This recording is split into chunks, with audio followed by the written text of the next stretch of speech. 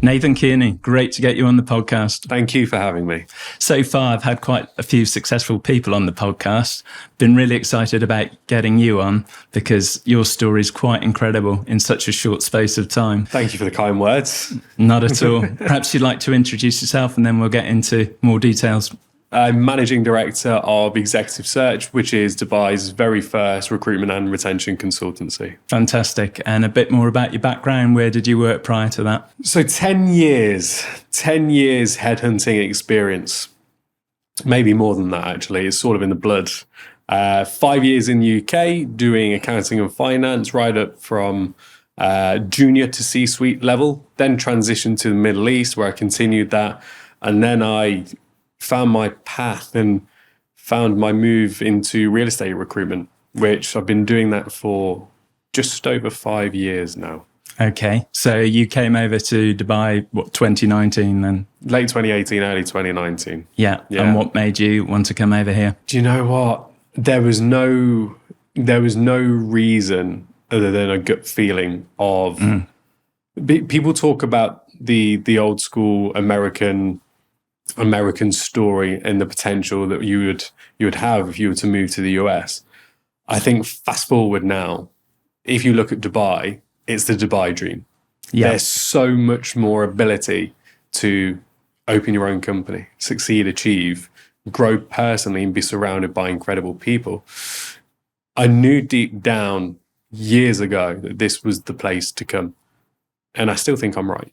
Yeah, it's the new America, isn't it? It's like, as you say, it's what people thought of America. America's not that anymore from what people tell me. No comment for my American candidates in the market. Oh, I'm sure they agree with you and that's why they're here. But no, that's really interesting. So you set up Executive Search 6 months ago. Yeah. You've already got 10 agents working in recruitment and retention. How have you scaled it so quickly? We didn't start with 10 agents or 10 recruiters in my world. Real estate, your world, recruitment, my world. We didn't start with that. We just started with myself in a tiny boiler room, maybe 100 square foot, 150 max. One desk, no phone, so no telephone, just my mobile. No coffee machine, no fridge, nothing. Just a tiny, tiny room and lots of ambition. And what I would say is through consistently doing a good job over and over again, the recommendations came. When the recommendations came, the ability to grow a company then sort of fell on my lap, really. And what I mean by that is the companies that started to work with me were so ambitious and saw my ambition that they were happy to give essentially just me at the very start a chance. And I luckily, through having some amazing people around me, and just on that, I would say that at the heart of my business is its people. Absolutely. Yeah. So by having the right people around me and having them engaged and the correct vision, mindset, and one goal, which is to create the best recruitment company in the Middle East. And we're miles away from being there, but we've given it a good go in 6 months, that we've essentially seen incredible results and the ability to grow the company organically. So you would describe yourself as the best in terms of real estate recruitment. Are you talking about recruitment in general? If I give an answer that isn't different to us being the best real estate recruitment business in the Middle East, but you're also the biggest, though. You'd be correct. Yes, yeah. And again, just going back to the reason for that, the organic scalability ultimately comes from the people in our business. Absolutely, but we're talking 6 months. We're not talking 5 years down the line. But I think just to give you a bit of an idea of the reasons why I had to set the business up is because going back to that gut feeling again, maybe it's entrepreneurial gut feeling that entrepreneurs just get. And if you're in the position where you own a business, you know that sometimes you get that itch you have to scratch. But when I look at the businesses from a very early age that I'd help recruit for and grow, I seem to analyze the key things that they do. But the different individual businesses did well, and they all do different things well. But I'd spent the best part of 9 years at the time analyzing amazing things of companies, to then see that in this city that I love, where my family lives, that I have the opportunity to create a business that, or a way of doing business that isn't being done anywhere else in the city, that I could essentially incorporate all the amazing things that all the amazing businesses did really, really well that I'd worked with over the past few years, that I would create the best company. And maybe if we look at what I've managed to incorporate into the business by having people really happy with the business being the best place that they will ever work. When I interview people to come and join the business, I make it very clear that I want this to be the best company that they've ever worked at. I want them to love the company, feel like the company is their own. And I also want them to be motivated in their own very different ways. I talk about 4 things all day, every day: lifestyle, career, money, and culture. The 4 things that if you tick off and can calibrate effectively with your employees, that you will get the best out of them. So again, going back to how we've grown in my position in the market, I would absolutely say it's down to our people and the way that we've all been able to engage with each other and get the best out of them. Yeah, and you say you take the best things from various companies you've worked for. I guess one day you always knew you were going to set up yourself. Yeah, I mean, someone asked me the question before, what did you think you'd be doing a few years ago? When I think back to the age of primary school, I remember being in primary school and having the typical yearbook come out, and it said, "What do you want to be when you're older?" And everyone would put fireman, policeman, pilot. And mine was just the one word, and that was entrepreneur. Brilliant. And I think maybe that was being surrounded by a mother who was a recruiter, a father who had a construction business, and just seeing the ability to essentially run your own thing. And I've worked for some amazing people who've led me, some amazing managers, some amazing leaders. Yeah, but I'm sure they've seen something in you to give you that insight so that you could then go on and do what you've done. Well, you're going to be modest maybe, but I would imagine that's the case. Yeah, I think the only thing that, the one thing that will put you in a position to get into any room, anywhere, is just pure ambition. If you have the ambition, you can do everything that you need to do to give you the skills to get the opportunity.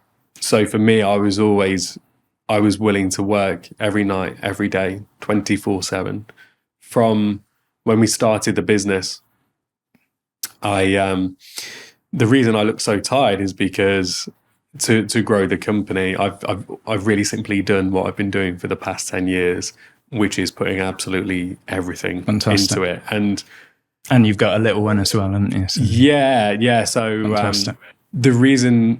of the reasons that I think the people at Executive Search are so happy is because they know that the owner of the business has the right intentions, moral compass. Yes. And every bit of money that we make as a business is either reinvested back into the business and its people, or it's for my son, for my wife.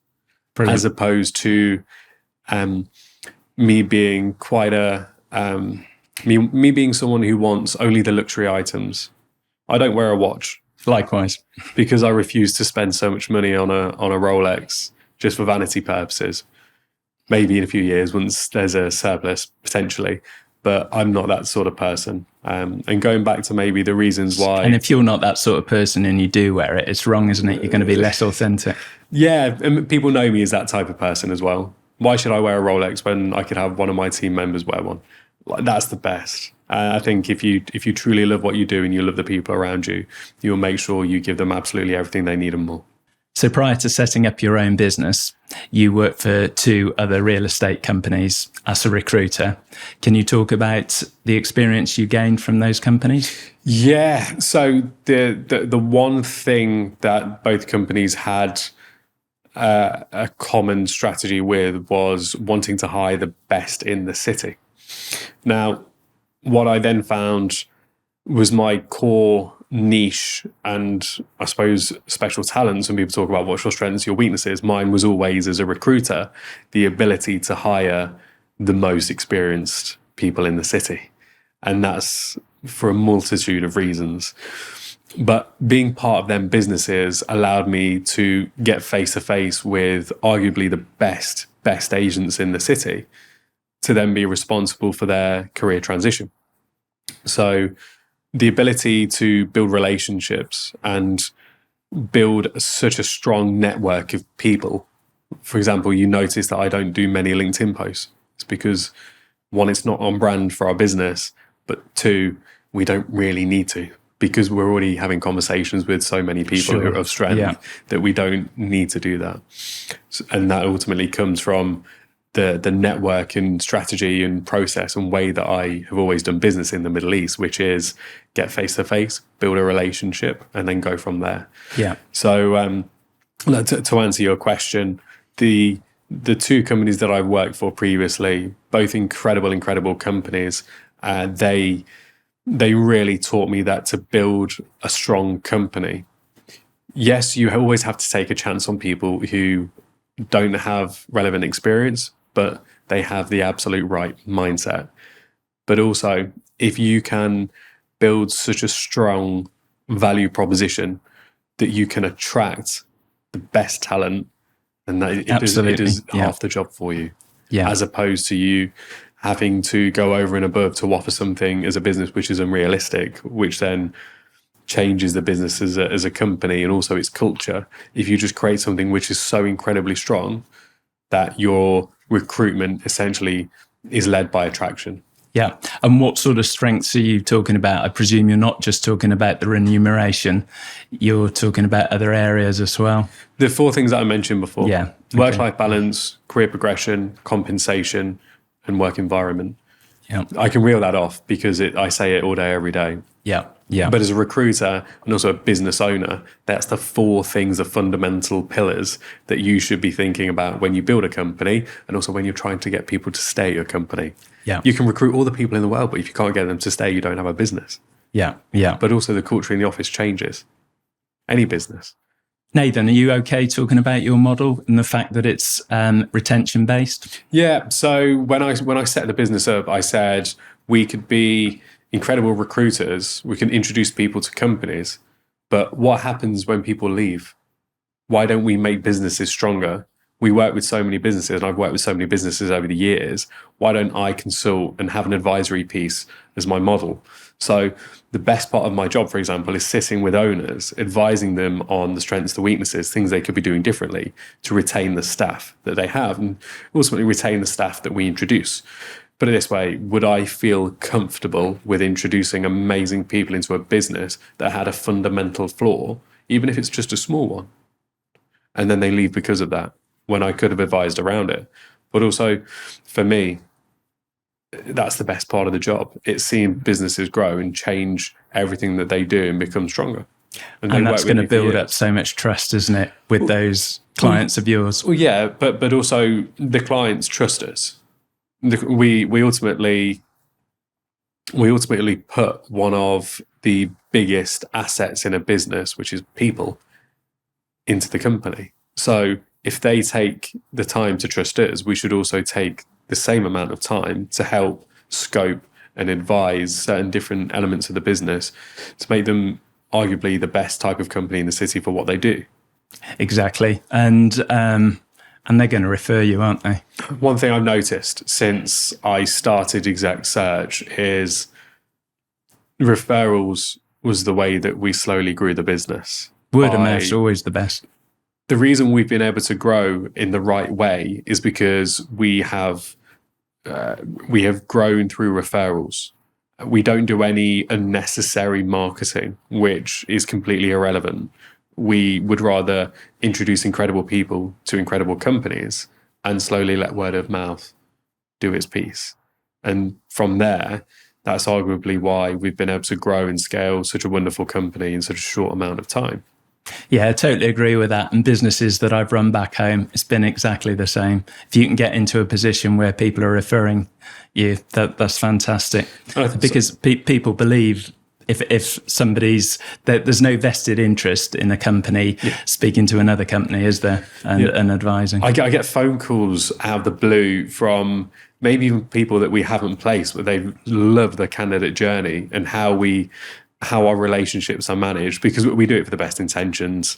I've had people call me who, it might have been someone that I spoke to a few years ago, or someone that was briefly spoken to, had a short coffee, and because it was such a nice conversation, even if it didn't result to anything, they've passed the number on to someone else, which has ultimately led and turned into business for the company, which is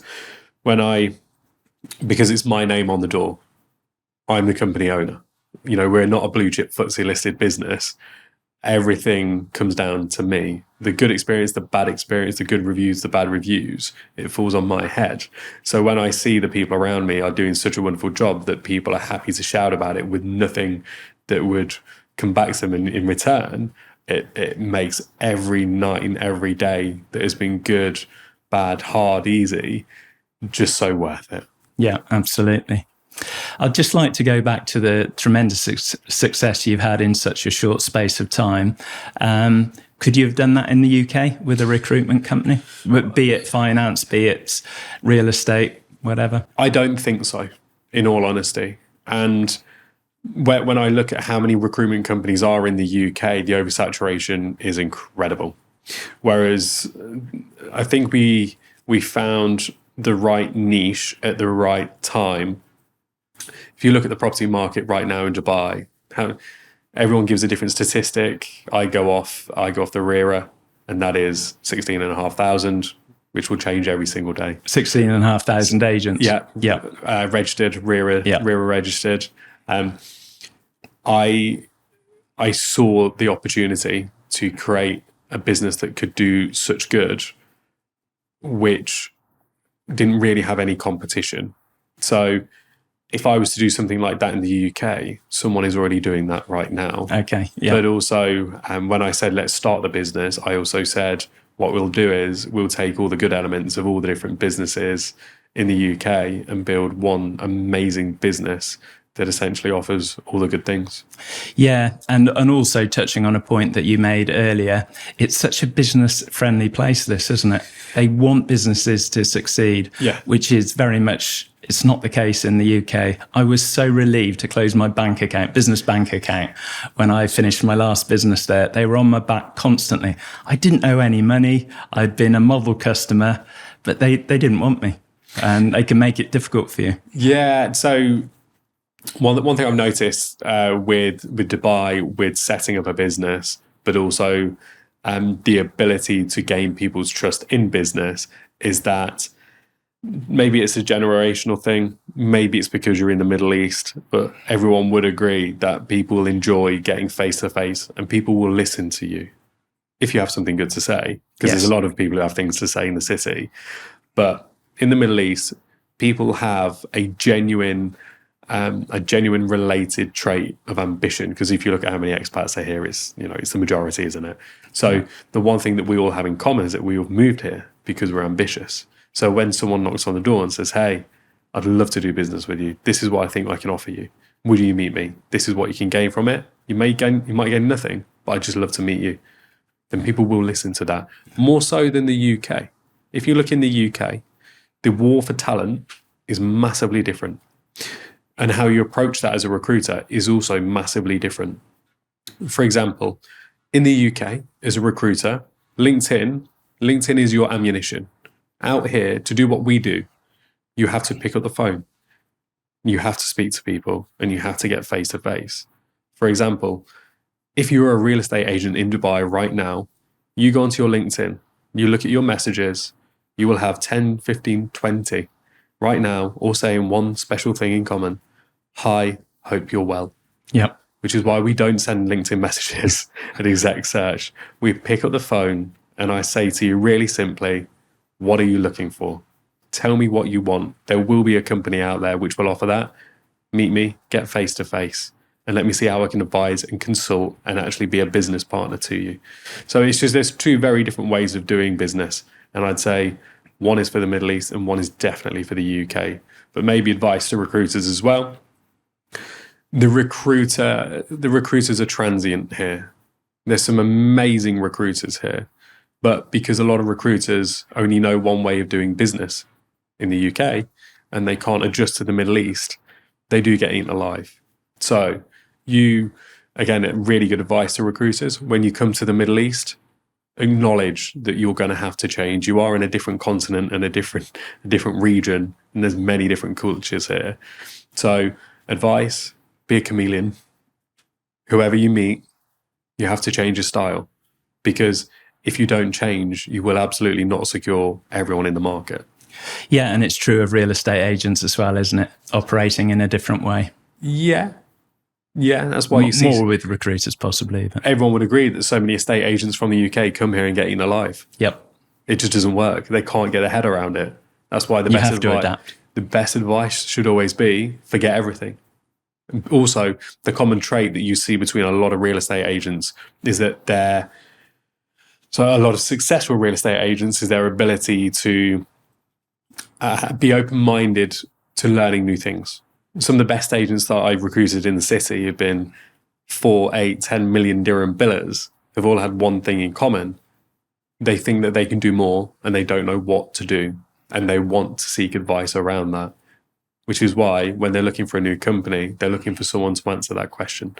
So it's the same for real estate. It's the same for recruitment. Be open-minded, learn, and then that way you will actually conquer the market. Yeah, and I love your advice of actually getting in front of that candidate face to face, having that meeting, building that connection.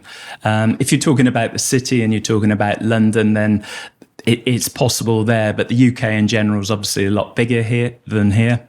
A sort of 25-minute taxi journey or drive or on the metro here will get you from A to B, won't it? So it's a lot easier to put yourself in front of people. Yeah, but if you go back to the London market, for example, the best recruitment in banking is done over dinner or is done over a few cocktails.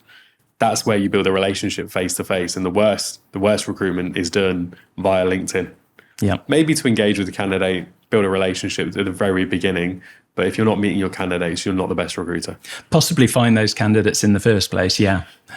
But make sure you get in front of them. Yeah, and I think that's where the face-to-face element in the city, going back to advice for recruiters and absolutely real estate agents.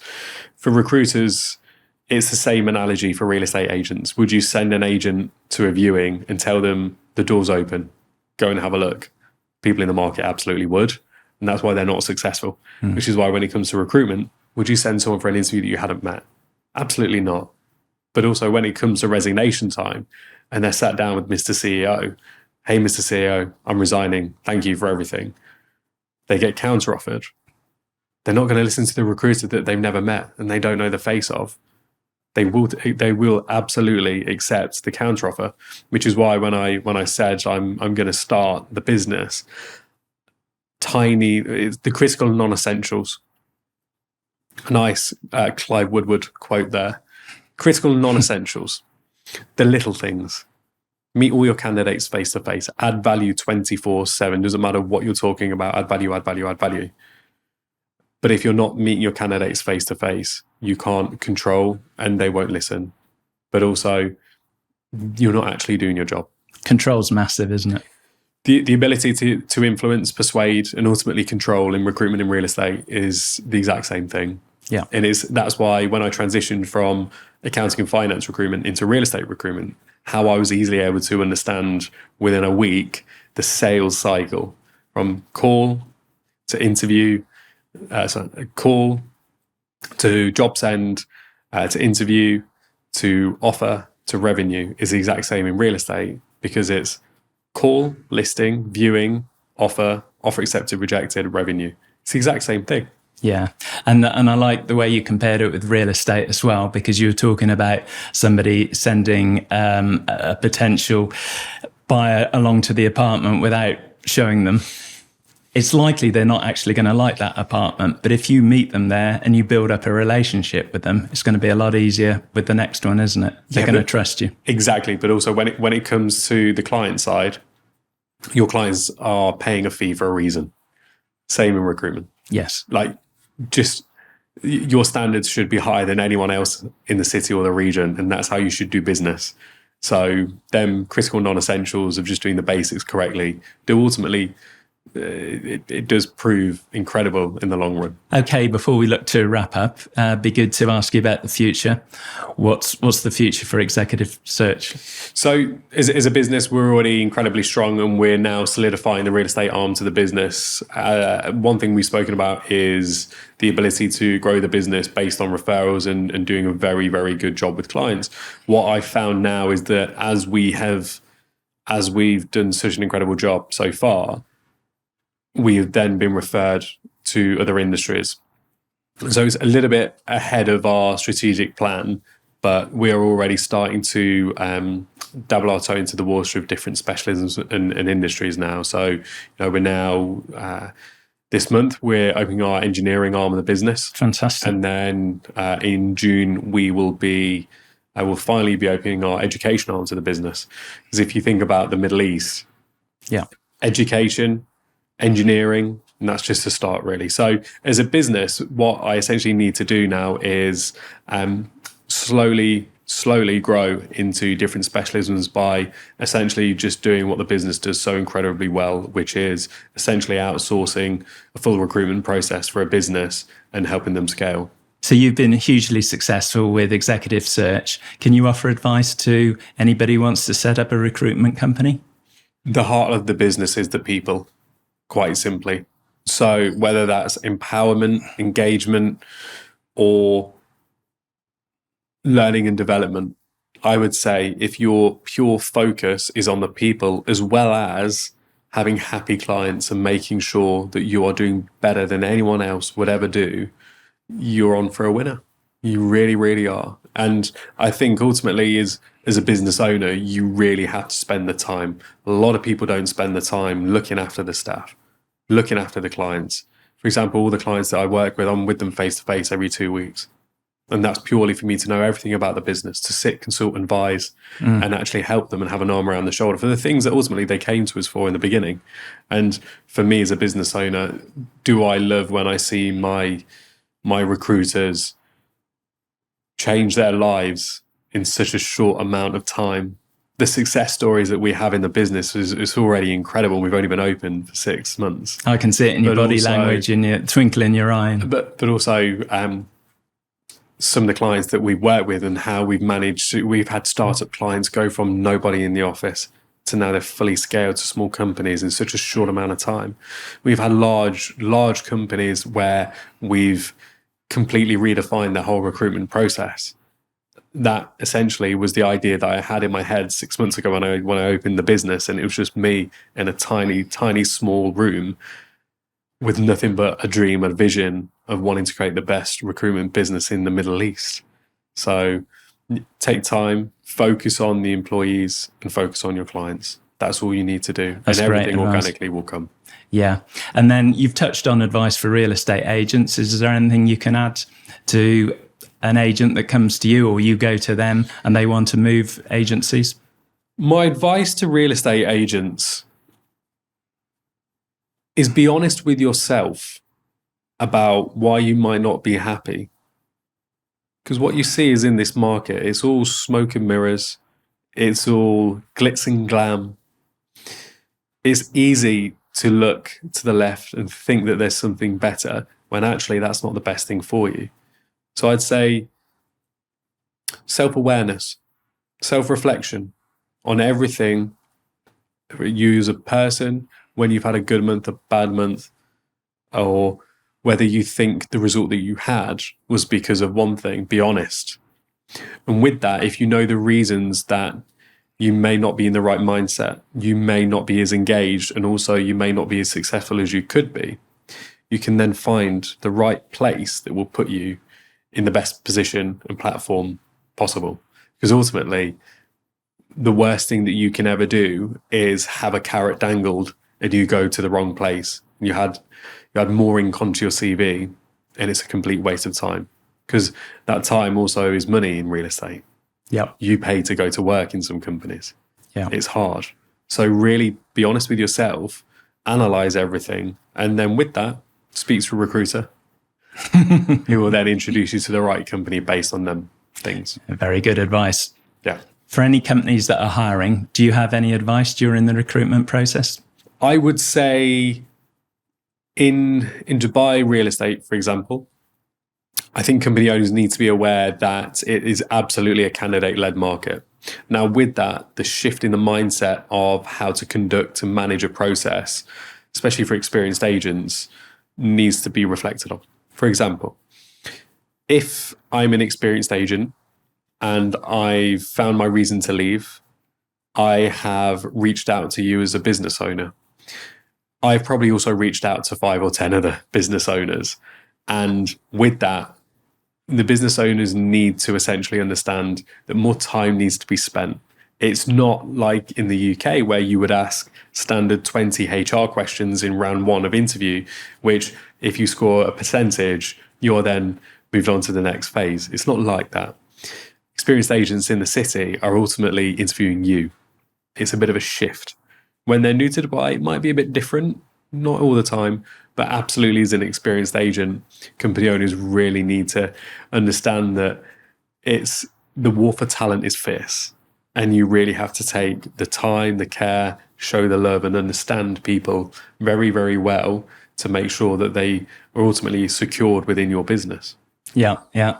And in some ways, it's kind of role reversal, because for an agent working for a company, their client in some ways is the company, because they're going to be keeping a percentage of the commission. Exactly. And just like I say, the heart of my business is my people. It's the absolute same in real estate. I found it interesting because earlier you talked about mindset. Would you like to expand a bit on that? It's something that everyone at Exec Search and myself has either been recruited because of or has in common, for example. Now, for me, at the heart of the ability to succeed is resilience as well as ambition, but that pure resilience, how to handle rejection, not just once, not just twice. I'm talking 10, 20, 40, 50, nearly 100 times. That resilience to keep going on a day where everything might be against you. That sets you apart from absolutely anyone in the world, in any profession, whether it's any sport, any industry, but that pure resilience. And it's ultimately something that, for me as a business owner, if I can train the people around me to be more resilient and mentally strong, as well as happy, then ultimately they will be more successful. Fantastic. And then one thing that I heard recently from another business owner was that the business owner's success is purely based on the employee's success. Yes. So, for example, if the people around me aren't successful, I will not be successful. And that's why every minute of every day is purely focused on making sure that not just financially, not just on a work-life balance scale, but ultimately mentally, that my team are so engaged, resilient, and happy. And that mindset's clearly working. So that makes a lot of sense. You're a very focused person, aren't you? Ultimately, when I started the business, and as we are now solidified ourselves as a small, strong business, the focus is the one thing that will get us to where we want to go. Totally agree. You know, we're arguably the best at what we do, but now we need to really be the best that there will ever be. And that focus is everything that will make us to be that. Yeah. Well, I've really enjoyed talking to you today, Nathan. Likewise. Where's the best place for people to contact you, whether it's an agency that wants to use your services or possible candidate? Where should they go to? We are Executive Search. Yeah. executivesearch.ae. Simple. That's where we are. Great. Thank you. Thanks very much for coming on. Thank you, sir. Cheers.